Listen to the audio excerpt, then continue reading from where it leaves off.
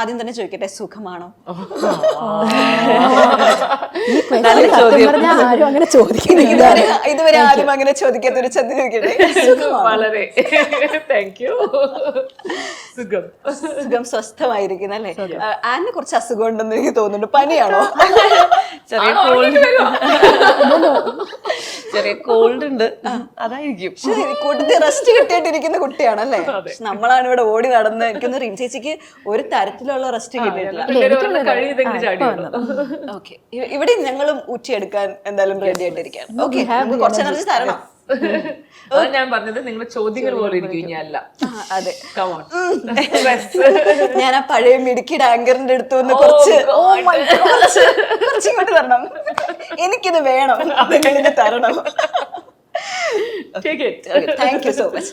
Okay, അപ്പൊ theatre, the myth of reality. ഇപ്പം ആ ഒരു സിനിമ കാണുമ്പോൾ മീരയിലേക്ക് വല്ലാതെ നമ്മൾ അടുത്തു പോകുന്നുണ്ട്. പക്ഷെ നമ്മൾ അധികം നമുക്ക് പരിചയമില്ലാത്തൊരു മീര, അതായത് ഇപ്പോഴത്തെ ഒരു ജനറേഷന് ഒട്ടും പരിചയമില്ലാത്തൊരു മീര, എന്നാ അങ്ങനെയുള്ള ആൾക്കാരുണ്ടായേക്കാം എന്നുള്ളൊരു ചിന്ത, അങ്ങനെ എല്ലാം ഉണ്ടാവുന്നുണ്ട്. എന്താണ് മീരയിലേക്ക് ഏറ്റവും കൂടുതൽ അടുപ്പിച്ചത്? നിങ്ങൾ പറഞ്ഞ രണ്ട് കാര്യങ്ങളുണ്ട്. ഇത് ശരിക്കും റിയൽ ലൈഫ് ക്യാരക്ടേഴ്സിനെ ബേസ് ചെയ്തിട്ടുള്ള, ഈ അമ്മ മകൾ രണ്ടുപേരുടെയും ഒരു റിയൽ ലൈഫ് ക്യാരക്ടേഴ്സിനെ ബേസ് ചെയ്തിട്ടാണ് അത് ഡിസൈൻ ചെയ്തിട്ടുള്ളത്. അപ്പൊ എനിക്കും ഈ ഭയങ്കര അതിശയമായിരുന്നു, ഇങ്ങനെ ശരിക്കും ഉണ്ടായിരുന്നു എന്നുള്ളത്. ഇത് നമ്മൾ ഫിക്ഷണൽ ആണെന്നാണ് ആദ്യം വിചാരിക്കുന്നത്. പിന്നെ എനിക്ക് ഇതിന്റെ പേപ്പർ കട്ടിങ്സും ഒക്കെ തന്നിരുന്നു. ഫുള്ളായിട്ടല്ലെങ്കിലും അവരുടെ സാഹചര്യങ്ങൾ നമ്മൾ സിനിമയിലേക്ക് എടുത്തിട്ടുണ്ട്. എന്നെ ഫസ്റ്റ് കാണിക്കുന്ന കോസ്റ്റ്യൂം അടക്കം ആ ഫോട്ടോയില്, അവരുടെ ആ ന്യൂസ് പേപ്പറിൽ വന്ന ഫോട്ടോന്റെ കളർ സ്കീമും കാര്യങ്ങളാണ് നമ്മൾ ആക്ച്വലി പിടിച്ചിട്ടുള്ളതെല്ലാം. അപ്പൊ ആ ഒരു അമ്മയ്ക്കും മോൾക്കും ഉള്ള ഒരു അവരുടെ ഓർമ്മയിൽ തന്നെയാണ് നമ്മളത് പെർഫോം ചെയ്യുമ്പോഴും എല്ലാം ആ സ്പേസിൽ നിന്ന് തന്നെയാണ് നമ്മൾ ഊർജ്ജം എടുത്തിട്ടുള്ളതെന്ന് തോന്നുന്നു എനിക്ക്. ആൻഡ് ഈ പറയുന്ന പോലെ എല്ലാവരും സൊസൈറ്റിയുടെ നടുക്ക് ജീവിക്കുന്നതിൻ്റെ ഇടയ്ക്ക് ഒറ്റപ്പെട്ട് ഒരു തുരുത്തിൽ ഇവര് ഐസൊലേറ്റ് ചെയ്യപ്പെട്ട് അവിടെ വളരെ ദുരിതം അനുഭവിച്ച് ജീവിച്ചിരുന്ന മകളും അമ്മയുമാണ്. ഇവിടെ നമ്മൾ ദുരിതം എന്നുള്ളതിന്റെ അപ്പുറത്തേക്കായിട്ട് ഇവരുടെ ഒരു പ്രത്യേക സാഹചര്യം കൊണ്ട് ഒറ്റപ്പെട്ടു പോയി. അത് വല്ലാത്തൊരു പുതുമയുള്ളൊരു ഇതാണല്ലോ. അതും ഇന്നത്തെ സോഷ്യൽ മീഡിയ ഒക്കെയുള്ള എല്ലാവരും വാച്ച്ഡ് ആണ്. എല്ലാവരെയും വളരെ കീനായിട്ട് അടുത്തുനിന്ന് ഒബ്സർവ് ചെയ്തുകൊണ്ടിരിക്കുന്ന ഒരു കാലഘട്ടത്തിൽ ആരുടെയും കണ്ണുകൾ ജഡ്ജ് ചെയ്യാപ്പെടാത്ത ഒരു സ്ഥലത്ത് ഒരു അമ്മയും മകളും എന്നുള്ളത് തന്നെ ഒരു ഹ്യൂമൻ ബീയിങ് എന്നുള്ള രീതിയിൽ, ഒരു സ്ത്രീ എന്നുള്ള രീതിയിൽ നമ്മളെ അത് എത്രത്തോളം ആ ഐസൊലേഷൻ അല്ലെങ്കിൽ ആ സോളിറ്റ്യൂഡ്, ഐസൊലേഷൻ ചിലപ്പോൾ ഇച്ചിരി നെഗറ്റീവ് ടേം ആണ്, സോളിറ്റ്യൂഡ് ആണ് കുറച്ചും കൂടി ഒരു. കാരണം പല സ്ഥലങ്ങളിലും നമുക്ക് ഇത് ഇവര് തന്നെ ചൂസ് ചെയ്തൊരു ലൈഫാണ് എന്നുള്ളൊരു ശരിക്കും എത്തിപ്പെടുന്നതാണ് അവരവിടെ. പക്ഷെ അതിന്റെ ഉള്ളിൽ അവർ വളരെ കംഫർട്ടബിൾ ആയി ജീവിക്കുന്നു. അതിന്റെ ഉള്ളിൽ അവര് ഒരു ജീവിത മാർഗം കണ്ടെത്തി അമ്മയും മകളും ഈച്ച് അതർ എന്താ പറയാ ഒരു സപ്പോർട്ട് സിസ്റ്റമായി കഴിയുന്ന ഒരു സ്പേസിലേക്ക് ഒരു അതിഥി എത്തുന്നു, അല്ലെങ്കിൽ ഒരു സംഭവം സംഭവിക്കുന്നു. അതിൽ നിന്ന് ഈ ഐസൊലേഷൻ കംപ്ലീറ്റ്ലി ബ്രേക്ക് ചെയ്ത് അതുവരെ ഇവരെ അനുഭവിക്കാത്ത രീതിയിലുള്ള ഒരു വൈറൽ സ്പേസിലേക്ക്, അവർക്ക് മനസ്സിലാവാത്ത, അവർക്ക് അറിയാത്ത ഒരു സോഷ്യൽ മീഡിയ സ്പേസിൽ ഇവരുടെ കഥ എങ്ങനെ ചർച്ചയാവുന്നു, ആ കഥയെ ആളുകൾ എങ്ങനെ നോക്കിക്കാണുന്നു, അവരുടെ സബ്ജക്റ്റീവ് ആയിട്ടുള്ള സ്പേസിൽ നിന്നുകൊണ്ട്, അവരുടെ ഫോണിൽ ഇരുന്നുകൊണ്ട്, അവർക്കറിയാത്ത അവർക്ക് ഉറപ്പില്ലാത്ത രണ്ടുപേരുടെ, അതായത് അവർക്ക് ശരിക്കും എന്താണ് നടന്നതെന്ന് അറിയാതെ പോലും ആളുകൾ എങ്ങനെയാണ് കണക്കിന് കഥകൾ. അതെ അതങ്ങനെ മീര ഇതിന്റെ ഒക്കെ നടുക്ക് നിൽക്കുന്ന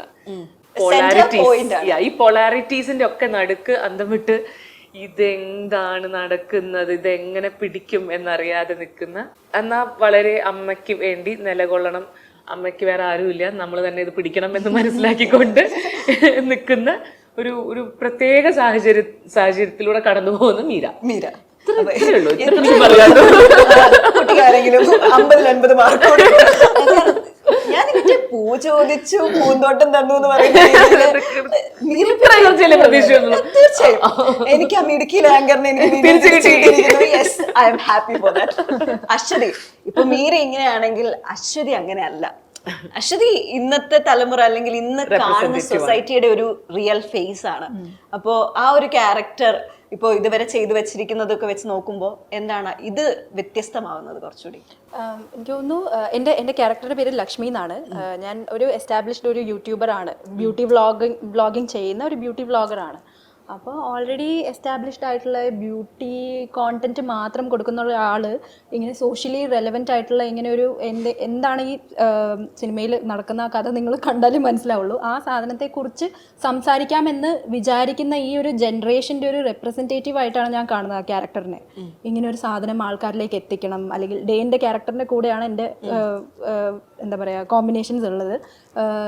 റിമ ചേച്ചിയുടെ മീര എന്ന് പറഞ്ഞ ക്യാരക്ടറുമായിട്ട് എനിക്ക് കോമ്പിനേഷൻ ഇല്ല, പക്ഷെ അവിടെ നടക്കുന്ന കാര്യങ്ങളെല്ലാമായിട്ടൊരു ആ കാര്യങ്ങളെ ആൾക്കാരിലേക്ക് എത്തിക്കാൻ വേണ്ടിയിട്ട് ഡേനെ സഹായിക്കുന്ന ഒരു ക്യാരക്ടറാണ് എൻ്റെ. ഈ ഒരു തലമുറയിലുള്ള ആൾക്കാർ സോഷ്യലി റെലവെന്റ് ആയിട്ടുള്ള കാര്യങ്ങളും മനസ്സിലാക്കണം. അതല്ലാതെ സോഷ്യൽ മീഡിയയിലൂടെ നമ്മൾ കൺസ്യൂം ചെയ്യുന്നത് ഓരോ ജനറേഷനിലുള്ള ചെറിയ കുട്ടികൾ തൊട്ട് കൺസ്യൂം ചെയ്യുന്ന കോണ്ടന്റ് എന്ന് പറയുന്നത് വളരെ വ്യത്യസ്തമാണ്. അപ്പോൾ സോഷ്യൽ മീഡിയയിലൂടെ എങ്ങനെ ആളുകളിലേക്ക് നമുക്ക് ഒരു കാര്യം എത്തിക്കാം, അതിന് വേണ്ടിയിട്ട് എന്തൊക്കെ ഇൻപുട്ട് കൊടുക്കാം എന്ന് വിചാരിക്കുന്ന ഒരു ക്യാരക്ടർ ആയതുകൊണ്ട് ഇറ്റ് റിയലി മേക്സ് സെൻസ്. ഇന്നത്തെ ഒരു ജനറേഷൻ സോഷ്യലി അവെയർ ആയിരിക്കണം എന്ന് വിചാരിക്കുന്ന പോലത്തെ ഒരു ക്യാരക്ടർ ആയതുകൊണ്ട് കുറേ ആൾക്കാർക്ക് റിലേറ്റ് ചെയ്യാൻ പറ്റും. കുറേ ആൾക്കാർക്ക് ഇന്നത്തെ ജനറേഷൻ അല്ലെങ്കിൽ ഈ സിനിമ കണ്ട് കഴിഞ്ഞിട്ട് നമ്മൾ ഇപ്പം ന്യൂസിൽ കാണുന്ന സാധനങ്ങളൊക്കെ എല്ലാ ജനറേഷനിലുള്ള കുട്ടികൾ അതിനെക്കുറിച്ച് ചർച്ച ചെയ്യണം എന്നില്ല. പിന്നെ ഏത് ജനറേഷനിലുള്ള ആളാണെങ്കിലും ഓരോ കാര്യത്തെയും എടുക്കുന്ന രീതി വേറെയാണ്. നമ്മൾ വിചാരിക്കുന്നത് പോലെയുള്ള അല്ല ഓപ്പോസിറ്റിലുള്ള ഒരാൾ വിചാരിക്കുന്നത്. അപ്പം അങ്ങനെ കുറേ സാധനങ്ങളുടെ ഒരു എന്താ പറയുക ഒരു അമാൽഗമേഷൻ ആണ് ഈ ഒരു ക്യാരക്ടർ ഇങ്ങനെ റെപ്രസെന്റ് ചെയ്ത ഒരു സാധനം സൊസൈറ്റിക്ക് മുമ്പിൽ കാണിക്കുമ്പോൾ ആൾക്കാർക്ക് അതിൽ നിന്ന് മനസ്സിലാകും എന്ന് വിചാരിച്ചിട്ട് ഹെൽപ്പ് ചെയ്യുന്ന ഒരു ക്യാരക്ടറാണ്. മീരയും സൊസൈറ്റിയും തമ്മിലുള്ള ഒരു മീഡിയം എന്ന് നമുക്ക് സോഷ്യൽ മീഡിയ കോണ്ടന്റ് എന്ന് പറയുന്ന സാധനം, content creators it is not just specific ആയിട്ട് ഒരു സാധനം ചെയ്യുന്നു എന്ന് പറയുന്നതിൽ നിന്ന് മാറി നമ്മൾ എത്ര ഈ ലോകകാര്യങ്ങളെ കുറിച്ചും കൂടി നമ്മൾ ആൾക്കാരിലേക്ക് എത്തിക്കാൻ തുടങ്ങുമ്പോഴാണ് ശരിക്കും ആൾക്കാർ ഇൻഫ്ലുവൻസ്ഡ് ആവുന്നതെന്ന് വേണം പറയാൻ. It is not just you know നമ്മളെല്ലാവരെയും content creators are influencers. What are the influencing എന്ത് സാധനമാണ് ആൾക്കാർ അതിലൂടെ ഇൻഫ്ലുവൻസ് ആകുന്നതെന്നുള്ളതൊക്കെ ഒരു it is a big question mark. So ഞാൻ പറഞ്ഞ പോലെ മീഡിയം. ഓക്കെ. ആൻഡ് ഞാൻ നേരത്തെ ആനെ പുറത്ത് വെച്ച് കണ്ടപ്പോൾ പറഞ്ഞു എനിക്ക് ആന്റെ ക്യാരക്ടർ ഭയങ്കര റിലേറ്റബിൾ ആയിട്ട് തോന്നി. കാരണം നമ്മൾ ഹോസ്പിറ്റലിൽ പോയി കുറച്ച് ദിവസം നിന്ന് കഴിഞ്ഞാൽ നമുക്ക് കിട്ടും ഇതേപോലെ നമ്മൾ കണക്ട് ആവും പേഴ്സണലി. അല്ലെങ്കിൽ നമ്മൾ ഹോസ്പിറ്റലിൽ നിന്ന് എങ്ങനെയെങ്കിലും വീട്ടിൽ വരണമെന്ന് ആയിരിക്കും ആഗ്രഹിക്കുക, പക്ഷെ വന്നു കഴിഞ്ഞാലും അയ്യോ ആ സിസ്റ്ററിനെ ഒന്ന് മിസ് ചെയ്യും. അങ്ങനെ മിസ് ചെയ്യുമെന്ന് തോന്നിയ ഒരു സിസ്റ്റർ. വീണ്ടും നഴ്സ്. വീണ്ടും നഴ്സ് പറയൂ.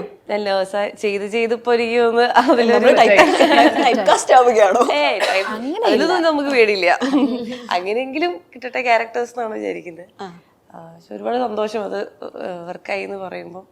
പേടിയുണ്ടായിരുന്നു, കാരണം ഭയങ്കര നാടൻ ഒരു പാവം നാടനും അറ്റ്ലീസ്റ്റ് സീരീസിലാണെങ്കിൽ ഒരു എന്താ പറയാ ആള് കുറച്ച് 20s-ലുള്ളൊരു ക്യാരക്ടറാണ് സീരീസ് ചെയ്തിരുന്നത്. അപ്പം അതുപോലും അല്ല, ഇത് കുറച്ച് കുട്ടിയുടെ മെച്ചോർഡാണ്, ജോലി ചെയ്യാണ്, കഷ്ടപ്പാടാണെന്നൊക്കെ പറയുമ്പോൾ എനിക്ക് അറിയില്ലായിരുന്നു അത് എത്ര വർക്കൗട്ട് ആവുമെന്ന്.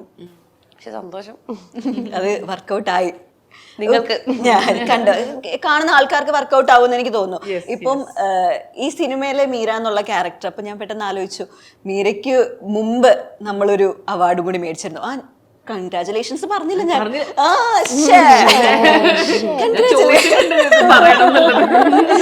കൺഗ്രാറ്റുലേഷൻസ്.